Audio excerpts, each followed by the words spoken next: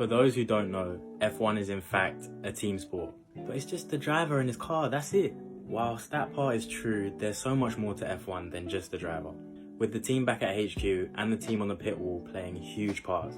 However, there is one point in the race where you see that team action in full flight, and that is at a pit stop. Pit stops on paper may look easy, but in reality, they're far from it.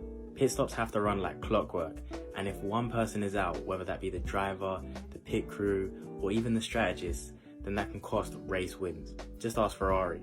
A pit stop is a point in the race where the driver is called into what is known as the pits to either change a tyre, change a front wing if it's damaged, or to serve a penalty. When the driver is being called into the pits, you may hear the term box box.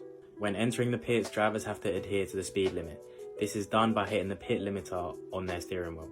The speed limit is between 60 to 80 kilometers per hour, depending on the track.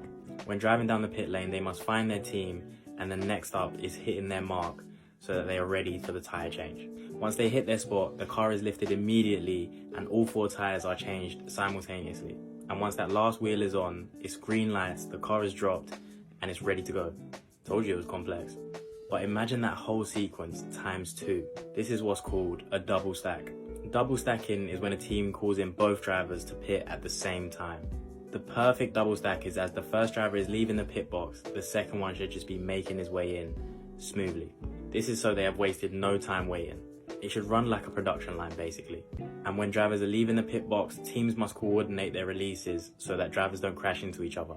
Also, when re-entering the track, they must not cross that white line, otherwise they could receive a penalty. Hang on a minute, if pit stops cost so much time, why not just skip them? Well, the short answer is you have to pit. It's mandatory for the drivers to make at least one pit stop during a race. But on the other end, there's no limit to how many pit stops you can make, so pit stop away.